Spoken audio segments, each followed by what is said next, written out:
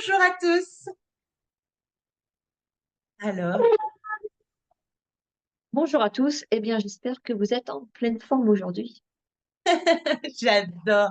Donc, je suis vraiment heureuse d'accueillir et de vous faire découvrir Agnès Legnaud. Agnès qui nous prépare un magnifique atelier donc, pour ce vendredi. Et comme vous allez voir, je vais la mettre en grand spécialement pour vous parce elle a une énergie incroyable, elle dégage un rayonnement extraordinaire. Merci Laetitia. Je t'en prie. Ah, voilà, je te vois bien. Coucou Agnès, alors refais-nous ce petit son là pour nous redire bonjour que j'adore. Eh bien voilà, ça c'est le son que j'adore parce que l'instrument représente, c'est un corps en fait, un corps de batterie fanfare et il représente aussi notre corps, c'est-à-dire que quand sort un bon son comme ça veut dire eh bien qu'on est en forme. Voilà, c'est Hmm, notre énergie. bien, parce que alors si notre corps n'est pas en forme, alors ça serait quel son? Eh bien ça fait ça. Hmm, ah ouais, d'où Et là, ça l'importance donne d'être pas en envie d'assister à un tel concert. complètement. Alors Agnès, dis-nous, on va faire donc cette interview spécialement pour toi aujourd'hui. Parle-nous de toi. Qui es-tu? Que fais-tu? Alors moi, je suis Agnès Legnaud, je suis agitatrice de neurones. Je travaille principalement sur la prévention de la maladie d'Alzheimer, mais je suis aussi radiesthésiste, c'est-à-dire que je travaille avec le pendule, où je vais eh bien, faire des libérations énergétiques, c'est-à-dire que je vais venir déposer et enlever sur toi tout ce qui a été déposé à ton insu, des choses invisibles. Euh, et puis, je travaille sur le transgénérationnel, c'est-à-dire bien, ce que on t'a transmis de génération en génération. C'est-à-dire quoi, la peur des autres, la peur de gagner de l'argent, ça peut être plein de choses. Et je viens travailler sur ces liens-là, justement, pour enlever tes peurs et libérer ce lien transgénérationnel, ce lien à ces générations passées-là, pour que tu puisses vivre ta vie et pas celle que les générations passées auraient voulu que tu vivre à ta place, quoi. Souvent, c'est comme ça. Dans nos enfants, on aimerait, par exemple, moi, ma maman, elle voulait que je fasse de la musique parce que elle, elle aurait aimé, étant petite, jouer de la musique, mais elle n'a jamais eu cette possibilité-là. Et elle m'a ouvert ce lien-là. Alors, quand j'étais petite, ça marchait pas très bien, mais tu vois, en grandissant, en vieillissant, eh bien, je suis revenue à la musique. Moi, Hmm. ça fait 27 ans que je joue de la musique maintenant. Alors qu'étant petite, c'était pas mon truc. Donc, je peux dire quand même merci à ma maman sur ce Ah oui, sujet-là. je vais les dire Mais il merci. y a des liens qui sont beaucoup plus embêtants, des liens négatifs, hein. Et c'est moi, je ne m'occupe que des liens négatifs. Les liens positifs, je les laisse.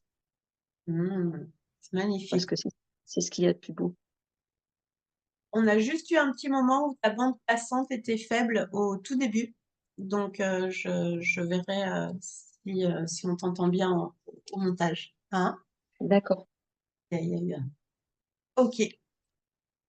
Alors, par rapport à aujourd'hui, donc il y a vraiment ces deux pôles chez toi, à la fois par rapport à cet accompagnement pour la maladie d'Alzheimer, à la fois eh ben, tout ce qui va concerner ce pan énergétique. Est-ce que tu utilises ces deux techniques en une ou est-ce que ces deux pôles en fait font aussi t'accompagnent sur ces deux activités dans cette femme que tu es aujourd'hui, ton entreprise? Alors, aujourd'hui, la radiesthésie m'accompagne sur les deux pôles, en fait. Hmm. Je me sers de la radiesthésie pour la prévention de la maladie d'Alzheimer, dans la libération des liens transgénérationnels et aussi ce qui a été déposé sur la personne à son insu.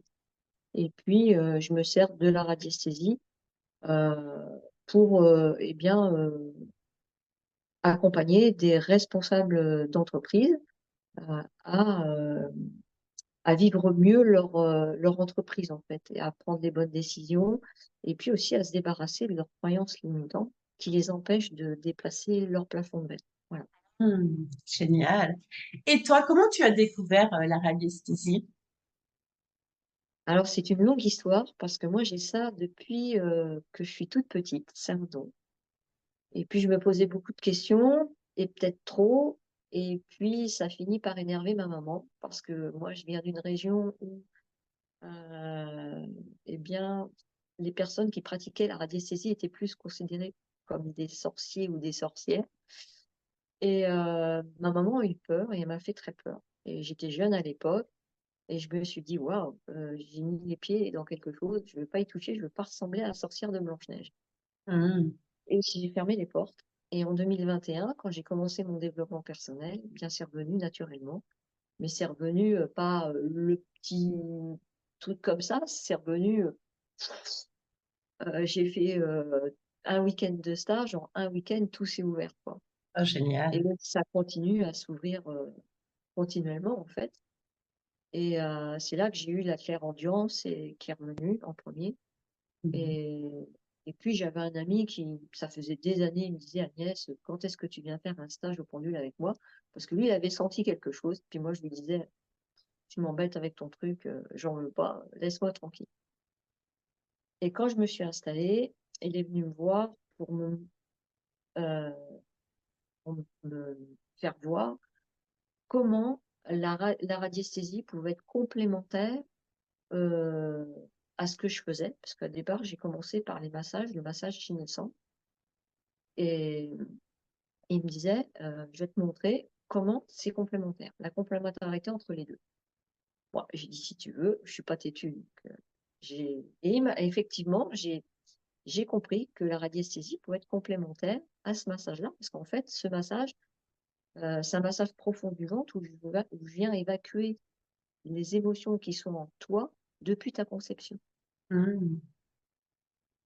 Et donc j'ai fait la formation pendule, et puis quand j'ai fait cette formation pendule, eh bien moi, mon pendule est tourné à l'horizontale. Et j'ai rencontré une dame qui aujourd'hui est ma mentor en énergétique, et qui m'a dit: «Franchement, tu as quelque chose de puissant et ce serait bien de le travailler».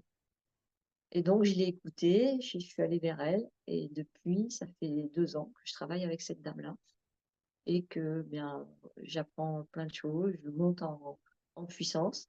Je fais aussi partie d'une école d'énergéticiens parce que j'ai trouvé important de partager, je dirais, mes connaissances, et puis d'apprendre aussi des autres.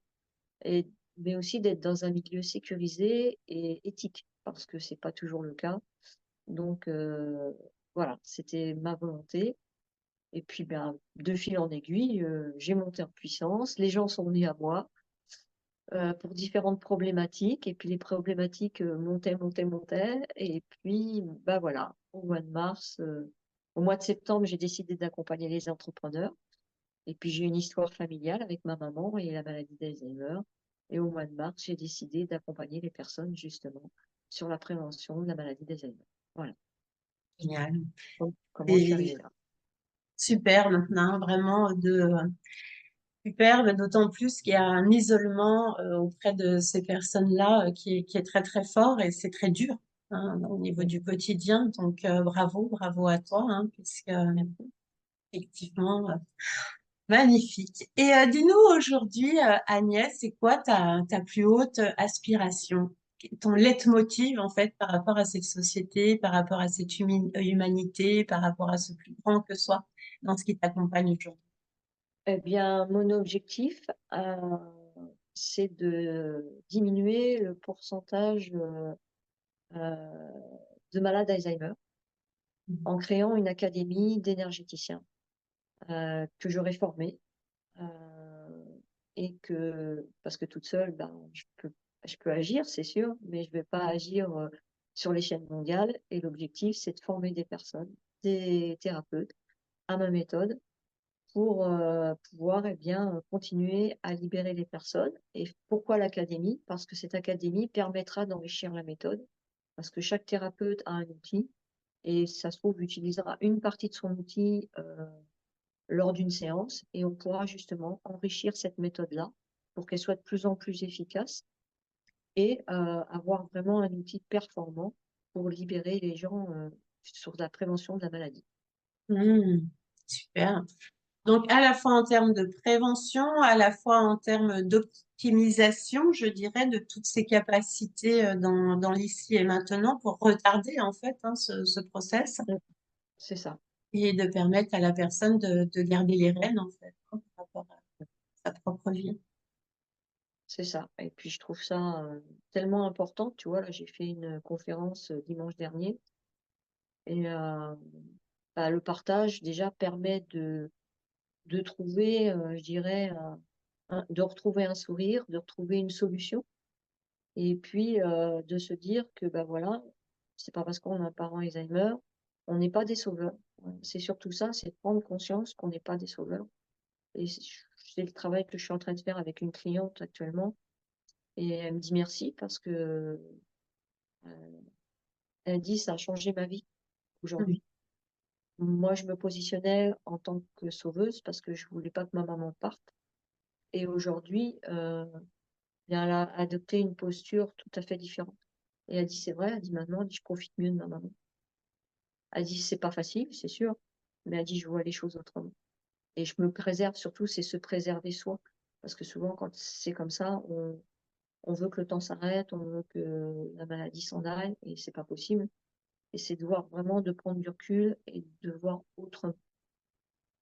C'est ça, se préserver soi, à la fois d'avoir ce recul et puis de maintenir une relation, une belle relation, quelque chose de Ouais, très, très beau dans cet accompagnement aussi à travers la maladie et parfois en fin de vie, hein. C'est magnifique et puis bravo pour ce projet d'académie merci. extraordinaire. Et c'est magnifique et vraiment bah, porteur aussi hein, pour notre avenir, pour notre société. Et, très, très beau. Et alors, parle-nous de ton atelier, donc de ce vendredi 26 juillet, 14h30, 16h, heure de France. J'avais noté, découvre la radiesthésie de façon originale. Comment le pendule peut être ton meilleur compagnon dans ton activité? Alors, dis-nous, qu'est-ce que tu vas nous faire ce vendredi? Eh bien, je vais vous apprendre à, vous servir, je dirais, d'une façon originale du pendule, à poser les bonnes questions, à découvrir aussi que votre corps peut être aussi une ressource très puissante et surtout dans la qualité des questions qui je vais vous apprendre à poser des questions qualitatives pour avoir des réponses, je dirais précises qui peuvent, je dirais qui vont vous vous donner une réponse de comment vous êtes aujourd'hui, heu, quelles questions vous pouvez poser pour, je dirais, hem, améliorer vos rendez-vous en business. Quand on a un rendez-vous, on se pose des questions. Généralement, on y va tout chousse et puis peut-être que ça, vaut la peine de se poser 5 minutes et de se poser les bonnes questions, de se poser les bonnes questions, de dire: «Est-ce que c'est la bonne personne pour moi? Est-ce que je suis dans le bon environnement? Est-ce que je suis dans la bonne énergie? Qu'est-ce que je peux faire aussi pour monter cette énergie-là? Qu'est-ce que je peux faire pour avoir un meilleur environnement?» Et puis, d'autres questions qui viendront, on va pas tout dévoiler, hein, justement pour, vraiment, progresser dans son business. Voilà. Génial. Donc, à la fois une découverte hein, de cet outil et puis à la fois, pourquoi le corps alors? Quand tu nous parles du corps par rapport au pendule, il y a le lien direct entre le prolongement de son corps par rapport au pendule, c'est quoi? Voilà, le corps, c'est en fait, on n'aurait pas besoin de pendule, il suffit d'interroger son corps pour, avoir les réponses. Mais parfois, on a plusieurs réponses et on ne sait pas laquelle choisir. Donc là, le pendule est intéressant pour justement aller directement vers cette bonne réponse. Génial. Et effectivement, oui, moi je te rejoins parce que dans ma manière de procéder, je me pose la question en direct et c'est tout de suite la première chose qui vient naturellement, sans même le travailler, je dirais, en amont qui vient et c'est la bonne réponse. Mais on le ressent aussi dans les effets corporels, dans ce que ça induit. C'est très très fort. Par exemple, pour moi, ça me fait comme des petits fourmillements. Ouais, et Mm. ben, c'est ce que je vais apprendre vendredi, à vous servir de votre corps, en fait, pour avoir les bonnes réponses. Mm. Génial. Et c'est intéressant parce que le pendule, on peut l'emmener très très loin. Moi, je travaille avec et je vais chercher dans les vies passées, les émotions à travailler. Euh, Après, les libérations énergétiques, c'est autre chose. C'est vraiment quelque chose de très particulier où je vais pas rentrer là-dessus parce que euh, ça demande des compétences euh, spécifiques pour, je dirais, garder l'éthique du métier et puis se protéger aussi. Bien sûr. Donc, je vous apprendrai tout ça, un petit peu de protection, et puis on parlera surtout du langage du corps par rapport aux réponses qu'on attend et au pendule. Et je Mm. trouve que ouais, on va bien s'amuser. Je vais le faire sous forme de jeu, donc je pense que ça va être ça va être très ludique. C'est un atelier généralement qui est très ludique, qui est sous forme de jeu, et ça permet vraiment de prendre conscience de la puissance de l'outil. Magnifique. Bon, bah, moi j'ai hâte de découvrir cet atelier. Et puis alors ton approche est extraordinaire. Je trouve que c'est vraiment à ton image dans cette énergie pétillante avec à la fois cette puissance, à la fois ce côté du jeu de la vie. Et c'est très très beau. Est-ce que tu voudrais rajouter autre chose, Agnès? Eh bien, pour ceux qui se tracassent là et qui se disent, bah, moi, j'ai pas de pendule, il faut que j'aille en acheter un. Eh bien, n'achetez pas de pendule pour le moment. Vous avez certainement chez vous une chaîne avec une médaille au bout. Ça fera très bien l'affaire pour débuter. Voilà. Incroyable. Donc en fait, dans cet objet, même si on a un pendentif avec une chaîne, ça peut aussi, d'un point de vue énergétique, compenser le pendule. Oui, parce qu'en fait, c'est pas le pendule qui donne l'énergie, c'est nous qui transmettons l'énergie à la pièce. Ça peut être un morceau de fil avec un trombone au bout, ou je sais pas, je dis n'importe quoi, mais une pièce de monnaie trouée, ça peut être ça. Le pendule, ça peut être n'importe quoi, ça peut être notre bras, ça peut être peu importe, mais ça fonctionne puisque c'est l'énergie qu'on transmet dans l'appareil. Mhm. C'est notre réponse. Passionnant. Ah, merci beaucoup, Agnès. C'est Bah, merci bien, magnifique. Jessica. Je me réjouis de participer à ton atelier de ce vendredi. Bien sûr, je mettrai tous les liens pour que les personnes puissent aussi te recontacter, prendre contact avec toi dans le descriptif. Et, euh, et je me réjouis aussi de tout ce que tu as à offrir dans ce monde, de tout ce que tu fais déjà. Et puis, bah, cette académie qui va être aussi très porteuse au niveau international et dont on Mhm. a tant besoin aujourd'hui. Est-ce que tu veux rajouter quelque chose par rapport à notre humanité aujourd'hui, par rapport à cette vision aussi de la vieillesse ou de la maladie? Alors, ça fait toujours peur parce que on rentre dans l'inconnu, et souvent, c'est parce qu'on a des blessures non guéries qui font que bah, on a ces peurs-là. Moi, j'ai eu ça avec ma maman. Et puis au final, quand elle est partie, c'est sûr, c'était triste. Heu, mais quand j'ai découvert, je dirais, ce qu'elle m'a laissé dans la maison, au mois d'août, c'est là que j'ai tout canalisé et que je me suis dit: «Bah, c'était un beau cadeau», et c'est Mhm. le message que je transmets aujourd'hui. Peu importe, ce qui arrive, c'est un beau cadeau. C'est dur à entendre, mais une fois qu'on a compris le message, généralement, heu, on se dit après: «C'est franchement, c'est un beau cadeau», parce que la relation qu'on a avec l'autre, heu, c'est une relation qui est complètement différente, Mhm. une fois que la maladie est installée. Donc je sais pas, on revit autre chose, Mhm. et au final, on grandit de cette histoire, et c'est un beau cadeau de pouvoir avoir grandi de cette façon-là. Mhm. C'est, je sais pas comment l'expliquer parce qu'on peut dire: «Oui, c'est dur, nos parents sont malades, et cetera et cetera». mais ça nous fait travailler sur nous et ça nous fait grandir. Moi, aujourd'hui, je serais pas là à parler de cette académie-là, à parler de prévention Alzheimer, à avoir cette aisance que j'ai à en parler si j'avais pas eu cette histoire avec ma maman. Et c'est un beau cadeau que tu réoffres aussi à ton tour, hein, au plus Voilà. grand nombre. Et ça aussi, En fait, c'est un relais que je transmets. hein. Je veux donner le relais parce que, bah, heu, toute seule, je vais pas pouvoir faire grand-chose et je suis obligée. La meilleure façon d'agir, au niveau mondial, c'est de transmettre le relais, quoi.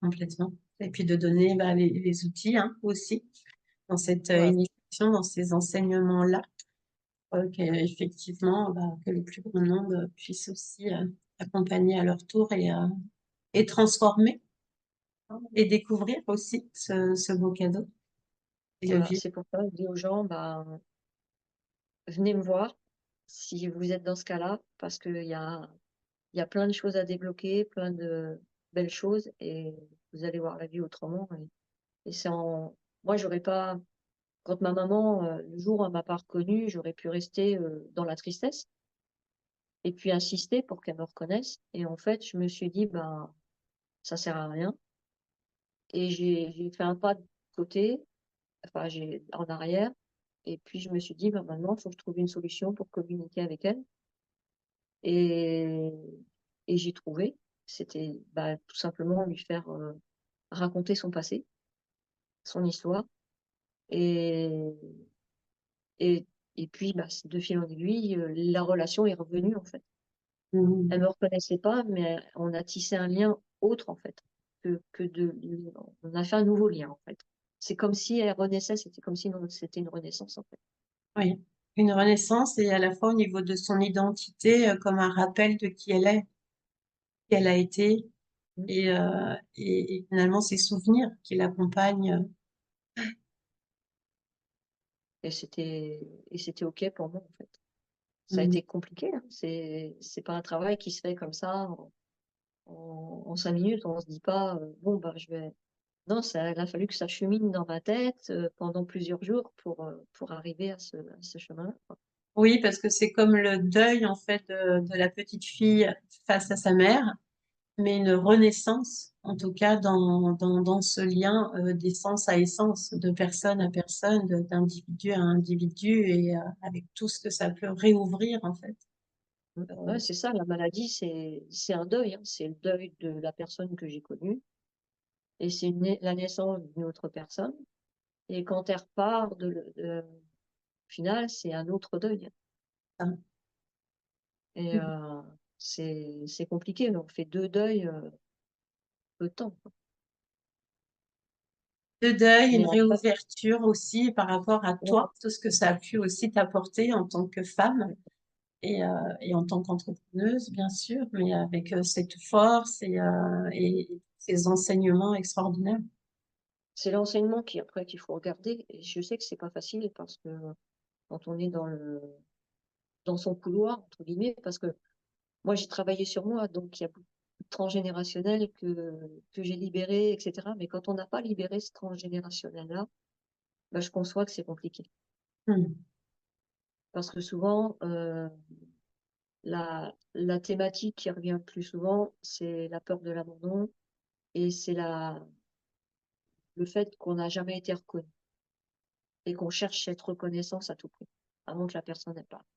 Hmm. C'est les 2 plus gros facteurs que je rencontre aujourd'hui, dans ma clientèle. Et ça, tu peux justement les accompagner parce que eux Ouais. fassent ce chemin et n'en souffrent enfin, beaucoup moins. Oui, puis, moi j'ai fait ce chemin-là, donc je suis vraiment, à l'aise de les accompagner sur ce chemin-là. Hmm, tout à fait. Ça aussi, c'est important, l'avoir déjà expérimenté soi, de savoir Ouais, exactement ce que ça fait aussi dans sa chair et les outils pour s'en libérer. Hmm. ouais, parce qu'en plus comme j'ai de la clairvoyance, comme je l'ai vécu, bah, si la personne l'a vécu, moi je vais le voir. Je l'ai vécu là récemment, bah, je l'ai vécu hier avec une cliente en fait, parce qu'elle, elle se posait toujours la même question parce qu'elle fait de la prévention, elle est venue vers moi pour la prévention Alzheimer. Et puis, elle se pose toujours la question au sujet d'une relation intime. Et puis, en fait, d'un seul coup, j'ai eu un flash. Je l'ai vue à l'âge de 2 ans avec une personne. Je lui ai demandé si, parce que je me souvenais plus, si sa sœur était plus jeune ou plus vieille qu'elle. Elle dit: «Bah non, c'est moi l'aînée». Et en fait, on a vu qu'elle attendait l'amour, en fait, de sa mère qui était partie à la maternité. Mhm. Et elle avait, à cet âge-là, bah, on lui a peut-être pas forcément expliqué. Et je pense que les jours où sa maman est allée, à la maternité ont paru une éternité pour une enfant de 2 ans. Oui, puis dans une incompréhension. Dans une incompréhension, donc en fait, est tombée dessus, l'obligation de mendier l'amour, Mhm. donc d'attendre, en fait. Et quand on a compris ça après, eh bien, on se dit: «Bon, bah, OK, ça m'appartient pas, en fait, donc je le mets à la poubelle». Et on fait tout un travail dessus et puis après, ben, c'est une fois que c'est libéré, tout se passe bien, quoi. C'est ça, parce qu'il y a la prise de conscience et après, bien sûr, eh ben, tout le process de libération pour Ouais, réaliser. ouais. Mais le plus gros travail, c'est le 80 du travail, c'est la personne qui le fait, c'est la prise de conscience, en fait, de se dire: «Ah bah, ouais, ça m'appartient pas finalement, Mhm. donc je le jette Ça. et je vais pouvoir dire non aussi». C'est comme les gens qui savent pas dire non, c'est exactement pareil. C'est passionnant, Agnès. Alors, je pourrais rester toute la journée avec Agnès, hein, avec vous. Un grand merci. C'est magnifique. Donc, on se retrouve bien sûr ce vendredi. On peut te suivre sur Facebook, hein. Oui, J'adore et LinkedIn. aussi. Mmh. Et puis, le mot de la fin? Eh bien, retrouvez-moi vendredi avec Laetitia Oui. pour, garder cette énergie-là. Je vous apprendrai comment justement garder cette énergie-là. Génial. Voilà. Merci beaucoup, Agnès. Et puis, ben, à très, très vite. Ouais, à très vite, à vendredi. Ciao.